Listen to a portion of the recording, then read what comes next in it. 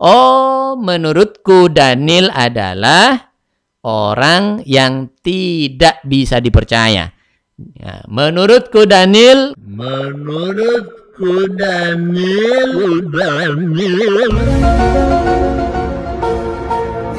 Wait till you see the. No. Wala yubghiduna illa munafiqun syaqi. Orang munafik yang celaka hidup dan matinya. Bahwa si Daniel ini diberikan label orang warok dulu, katanya begitu. Dan ini saya tidak ngeh sebenarnya melihat dia memang politisi.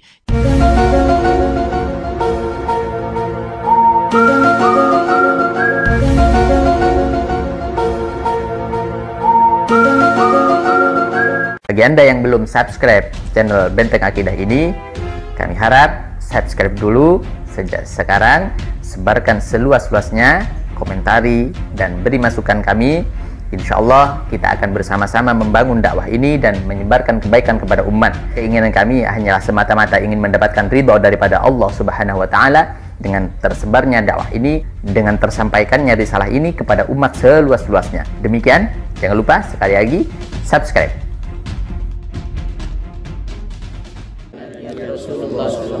Sebagaimana niat para masyayikh membangun pesantren, bahwa kata Nabi, ana wa kafilul yatim fil jannah hakada.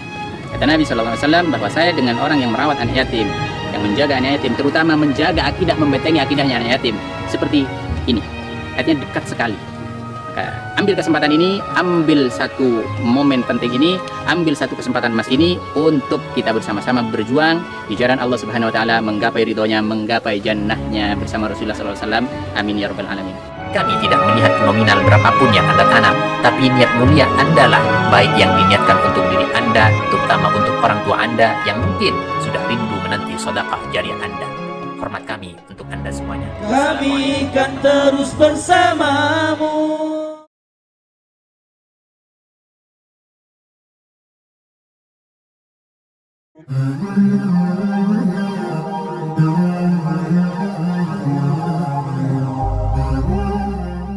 Assalamualaikum warahmatullahi wabarakatuh. Sahabat kaum muslimin, subscriber channel Benteng Akidah dimanapun Anda berada.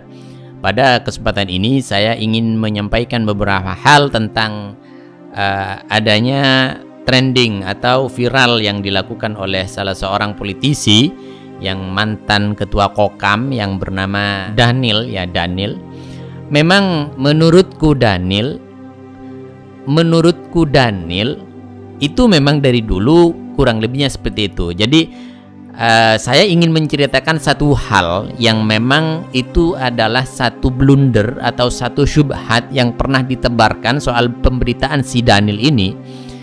Saya dalam kesempatan ini mohon maaf sekali lagi, saya tidak akan menggunjing, tidak. Tapi saya ingin meluruskan satu paham terhadap umat, terhadap masyarakat. Hari ini si Daniel merendahkan terhadap salah satu habaib, di mana Habib ini saya sebutkan adalah Habib Rizik bin Syihab, yaitu bagaimana beliau melakukan ini dengan secara terang-terangan dan secara sadar. Padahal dari dulu sudah diupayakan bahwa si Daniel ini akan dicitrakan sebagai orang yang sangat-sangat patuh terhadap agama, orang yang sangat hati-hati di dalam agamanya, dan orang yang dikenal sebagai orang yang warok. Nah, bukan dikenal, ingin dikenal sebagai orang yang warok. Salah satu contoh, ini menilai pada berita yang pernah disebarkan melalui pesan-pesan berantai, melalui WhatsApp, kemudian grup-grup dan lain sebagainya, bahwa suatu ketika ceritanya begini. Si Daniel ini menyelenggarakan pertemuan atau rapat ataupun apalah istilahnya, konsolidasi atau apapun, intinya soal kepentingan Pak Prabowo atau Pilpres atau apapun saja, kurang lebihnya begitu. Intinya, pada intinya dia tidak mau makan terhadap uang yang disuguhkan, uang yang disiapkan, uang yang sudah disediakan, atau makanan yang dibeli dari uang panitia. Dia memilih untuk membeli makan dari uangnya sendiri. Dan itu sederhana sekali, makannya di warung. Dia memilih tidak makan prasmanan, secara prasmanan yang ada di hotel atau di gedung tersebut. Dia malah keluar dengan istri dan anaknya untuk makan di warung. Kurang lebihnya ceritanya begitu. Jadi kurang lebihnya ceritanya, kisahnya, alurnya begitu, dan ini disebar kepada publik. Sehingga di situ akan terkesan bahwa si Daniel ini adalah orang yang hati-hati di dalam persoalan agamanya tentang hukum halal haramnya. Sekali lagi, ini pembahasan yang tadi malam saya angkat. Berhubung ada kesalahan teknis mungkin sampai saat ini saya tunggu live-nya juga tidak ada. Jadi saya sampaikan mohon maaf, saya live kembali sekarang di pagi-pagi ini. Saya lanjutkan. Nah, artinya secara istilah agama bahwa si Daniel ini untuk kesekian kalinya melakukan pencitraan-pencitraan supaya dia dikenal sebagai orang yang wara'. Apa itu wara'? Orang yang betul-betul hati-hati di dalam persoalan agamanya. Orang yang betul-betul hati-hati di dalam persoalan hukum halal haramnya. Kalau dalam pepatah atau dalam istilah yang ada di dalam agama kita, literatur agama Islam, bahwa wara' itu tarkul halal khaufan minal haram. Jadi meninggalkan sesuatu yang halal, yang jelas-jelas halal bagi dirinya, tapi dia tinggalkan karena khawatir terjerembab atau terjatuh kepada kubangan keharaman atau menyentuh hukum haram. Satu contoh kita ambil, salah satunya adalah misalkan kita bertamu kepada seseorang teman atau siapapun. Yang pertama, dia teman. Yang kedua, ini sudah kebiasaan mengambil permen atau kue yang sudah ada di ruang tamu. Tapi kalau orang yang wara', dia tidak akan serta-merta ngambil itu namanya kue di ruang tamu. Karena apa? Karena khawatir ada salah satu perasaan hati tuan rumah yang tidak ridho. Padahal hal-hal yang sudah ulima biridhahu itu sudah dianjurkan atau diperbolehkan oleh agama. Yaitu contohnya seperti itu. Ulima biridhahu itu sudah dimaklumi kerelaan tuan rumahnya. Jadi ngambil kue yang sudah disediakan di ruang tamu, ini sudah dipastikan, sudah menjadi kebiasaan dan diketahui ini akan ridho dan diridhokan oleh tuan rumahnya. Nah, orang yang wara' menjaga betul-betul kehati-hatiannya luar biasa tentang agama, dia tidak akan ngambil yang namanya makanan itu. Karena khawatir ada ketidakrelaan sedikit pun di dalam hati tuan rumahnya.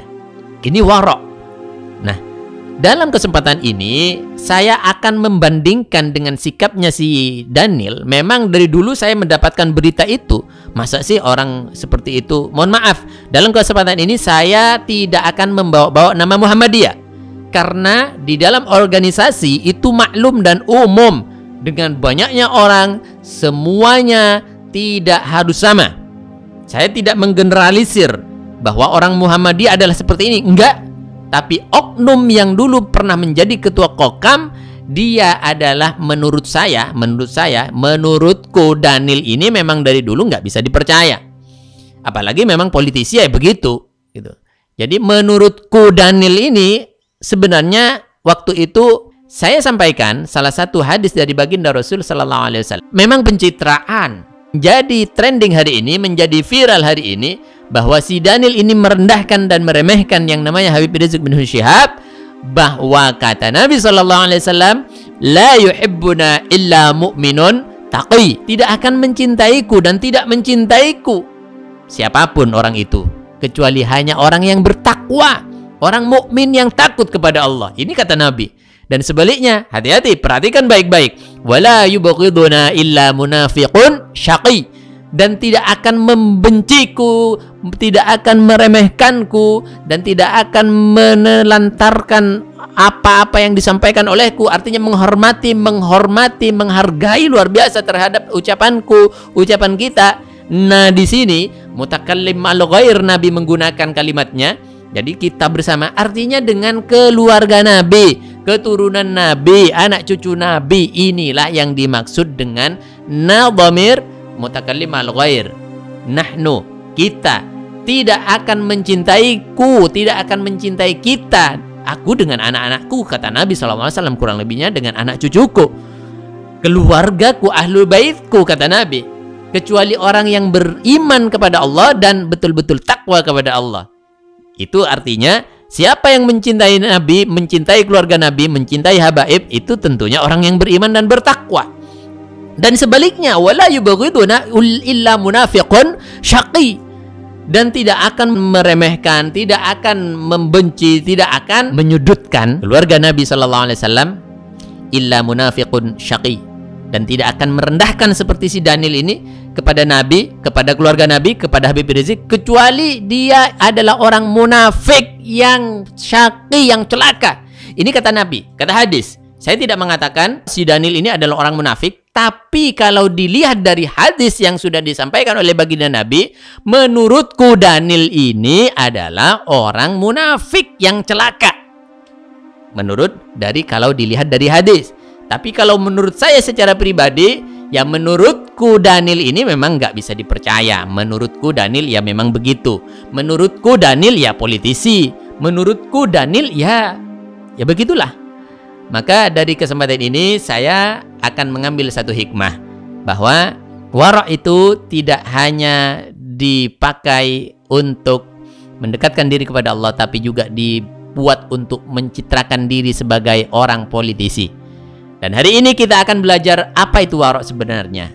Jadi lagi tingginya predikat wara', tingginya hakikat daripada kedudukan wara' di dalam agama itu luar biasa. Kita lihat mari bersama-sama satu persatu yang disampaikan oleh Abu Sulaiman Ad-Darani.